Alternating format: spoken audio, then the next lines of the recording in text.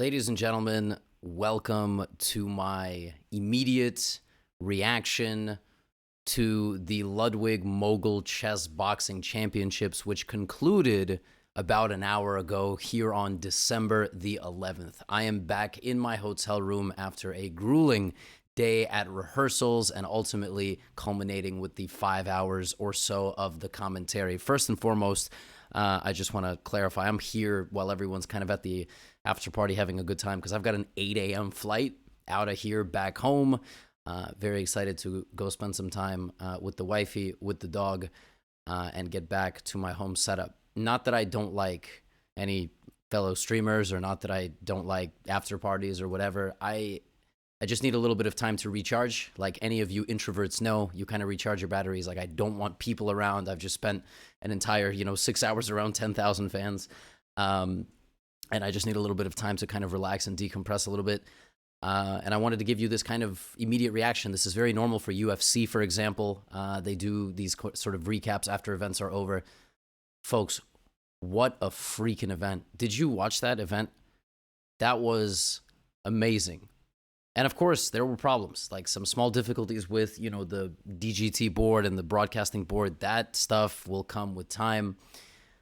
But my God, I had so much fun. I hope you had fun watching the commentary, just going down the list. I mean, honestly, I'm just going to talk about it. I'm going to do a more in-depth recap when I get back to New York. Like, I'm going to edit in clips if Ludwig lets me and doesn't copyright strike me. And I'm going to have, like, actual game analysis. But, I mean, what an event. Like, from start to finish, like, just amazing organization and, fans getting the access that they deserve and, like, the VIP section and behind the scenes, just a lot of things accounted for. So, I mean, massive props to Ludwig, the team, everybody, all the staff, the fighters. And just kind of going down this list. I mean, I got to take this off. I am very tired. I mean, Stans and Boxbox, right? Coming out. First of all, the Smash Boxing. Like, hello. Amazing to watch that. I don't know anything about Smash, or I was having a great time watching these little cartoon characters throwing each other off of cliffs.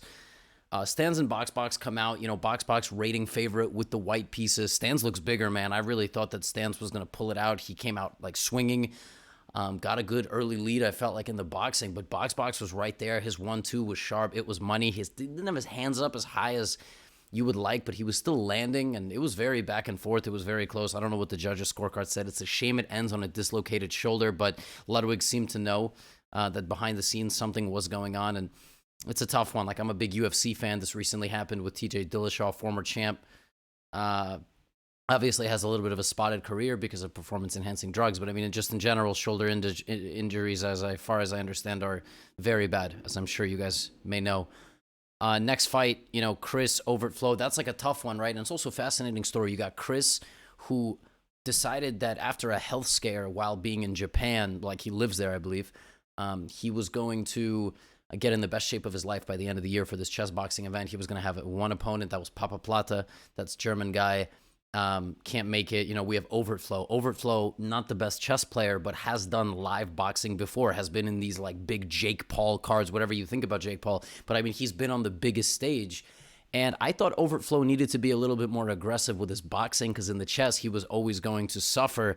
And that one just came down to the wire at the very end, like running out of time. I mean, it was so close. He just stalled a little bit too long. I thought he was a little bit not too aggressive in the boxing, like to what he should have been, but that's kind of how it goes. And also, I don't know enough about boxing to sit here and go, oh, we should have done X's and O's and this and that. I mean, just so close, that one. And then we had Toph taking on Hugs, friends. And, Toph, very good chess player. I spoke to him, and Toph told me something crazy. And Toph, if you ever watch this, I'm sorry for outing a private conversation, but it doesn't seem that bad. Toph told me that he's been watching me since I had, 20,000 subscribers, which I, like, really appreciate. I mean, just hearing that is wild, and Toph told me that today, he was like, I knew you were going to be a, big YouTuber, and that's just mind-blowing to me. Like, some of you in the comments sometimes write, I've been watching you since 5,000 subscribers, 50,000, I've got almost 2 million subscribers now. It just absolutely blows my mind. as I've been in this for a few years now, I sort of tell this joke in conversations like God gives everybody a skill, even if you haven't discovered yours yet. And it turns out, whether you're religious or not, by the way, I'm saying God, higher power, genetics, whatever you want to believe gives you, certain skills. Mine seems to be able to deconstruct chess and make it accessible to all of you and make it exciting, entertaining, infuse it with fun vocal play and jokes and whatnot and sarcastic overtone or undertone. And yeah, it's so crazy to hear that from Toph. And he's taking on a guy who's like weaker at chess but jacked.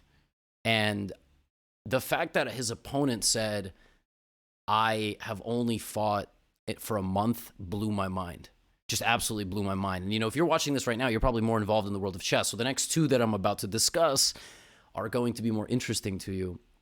But Hugs looked spectacular. Guy's been boxing like 40 days. He looked that good. He was flat on his feet, not like in a bad way, but he wasn't doing the tippy taps. He was rotating. He was throwing. I mean, he looked so good. He looked so good. I was just blown away. I mean, he just looked unbelievable. Credit to him getting the stoppage in the first round. And then we got the two full-on chess ones, right? Like, you and I are the most excited about these. Originally, Trent Hambleton was supposed to be the main event. And I actually was a little bummed when I discovered they were going to be pushed up and then there was going to be two people after them. Ludwig did that for a reason. I'm going to be dead honest with you guys. The crowd did not know about Lawrence Trent and Amon Hambleton as much as you and I do. Like, a lot of people know Amon Hambleton and Lawrence Trent, but not that community of people.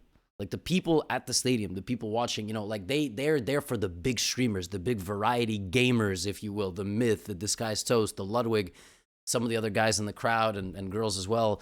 And moving them up to like spark it and then have like a big finish with Disguised Toast, who to you might be a nobody, but he is huge. Like, the crowd, you should have heard it. It was deafening for some of these last ones. So I also had to kind of gripe with this. I was like, I'm kind of mad, because I mean, I kind of felt for Lawrence and Amon. I don't know how Amon felt about it, but if I was like Lawrence, I actually, I don't know how Lawrence felt about it either.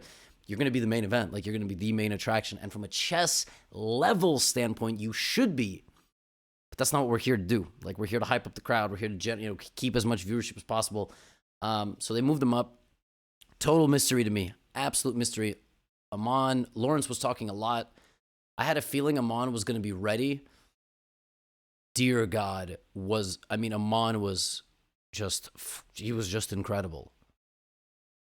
He was good with his head, aggressive, walked him down, threw so many punches, like these incredible hooks, these uppercuts, like just dodging out of the way, slipping. I mean, he looked like he had been boxing for 6 months. Like, I've been boxing like 2-3 months.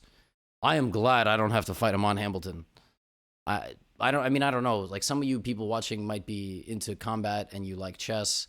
You can correct me if I'm wrong, but he looked like a level above Lawrence tonight. And early stoppage, the reason it was stopped is because Lawrence kind of stumbled back into the ropes when he kind of stabilized. He was like wobbly on his feet. He did look all right. I got to tell you, he did look all right. Could have been an early stoppage, but I really fear that Amon would have kept going. And maybe Amon would have messed up in the chess, and I have to analyze the game further because I was so focused on the boxing. Amon looked unbelievable.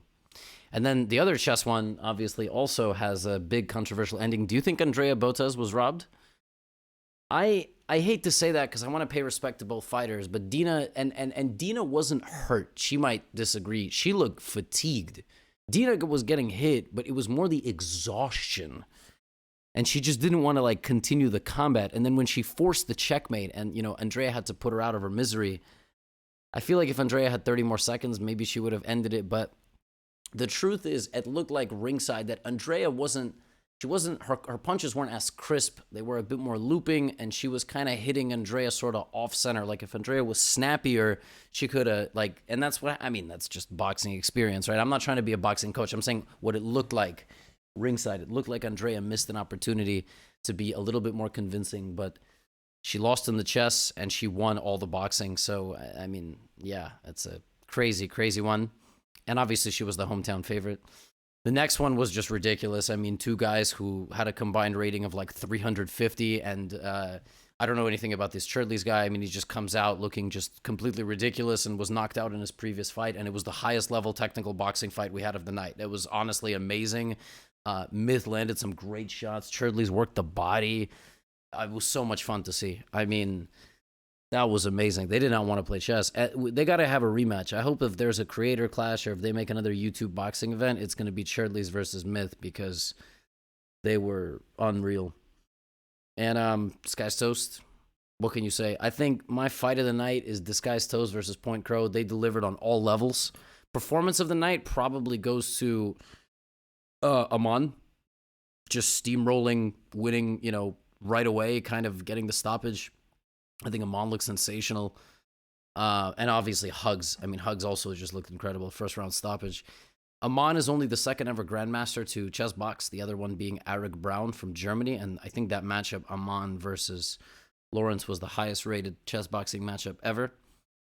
And yeah, I mean, Toast and Point Crow, just unbelievable. Point Crow won mate in one on the board. Literally, Point Crow had checkmate in one on the board, and he was winning the boxing. And then the boxing sort of leveled out, and it was, I mean, he was still kind of winning a little bit, and he was hurting Toast, but yet Toast ultimately clinical technique to finish off the game, and he's the deserved main event winner. And then, oh my god, I mean, this bonus thing, Ludwig and Sea Dog. What can you say? Just amazing, amazing. And it goes down to the wire, Ludwig losing by 1 second while slapping. That was sick. That was an awesome surprise. I may or may not have known in advance that it was going to happen. I can't tell you. But what can I say? I got to sign off. I got to pack my suitcase. I got to wake up. God knows when. I don't even know when I got to check when my flight is. I got to make sure I get to the airport on time. Might have to be up at 6 a.m. It's currently 10 p.m. here, so might have a little bite to eat and go to sleep. I have no appetite. I mean, I just spent 5 hours, 6 hours in an arena, just screaming fans all the time. Talked to so many different people, signed some chessboards. If you saw me, let me know in the comments. If we took a selfie, let me know in the comments. Feel free to tag me on Twitter or something. Yeah, that was awesome. I hope you enjoyed it as much as I did. I'm gonna upload this like right after I record it, and let me know if you enjoyed the commentary. I thought I did a good job. I caught myself a few moments stuttering. I'm always very honest with myself and critical of myself in commentator roles, but I thought I did a good job breaking it down to the audience, who was obviously quite novice at the game. And a couple of times I would predict moves that would get played, and then they would get played, and the crowd sort of gasped. And so I thought it was good. I had a blast. And next time I come to LA, hopefully never, because LA is just horrible. I'm just going to end this recap by saying that Los Angeles is probably the worst big city I have ever been in. No disrespect. And I don't just say that as a New Yorker. You can drive 30 minutes here somewhere and drive 95 minutes back. I mean, it's completely nuts. There is zero public transportation. There is no walkability. And I've noticed that Google Maps and Uber lie to you here. So they tell you, like, you're going to be picked up in 5 minutes. It's like 10. They just lie. And then Google Maps is like, you're going to get there in 30 minutes. And as you're stuck in traffic, Google Maps is like, actually 35, actually 40. I think it's just programmed. Otherwise, people would just go postal here if they actually knew how long it took to get places. I mean, the traffic is atrocious. I think in like the 48 hours I have been in Los Angeles, I have not traveled faster than 30 miles an hour in a vehicle, or I don't know how many kilometers that is, but 60 kilometers an hour. It's an awful city, but God bless all the streamers who live here. And there were so many famous people here. I mean, I saw like Hassan, I think I saw Valkyrie, unless I'm just making that up. There's a lot of people in the front row. I think XQC was here, but it's cool. I mean, it's just so cool. And going back home, gonna get back on the grind and trying to become the best chess commentator in the world. So hope you enjoyed. And I'll see you in the next video. You know the drill. Get out of here.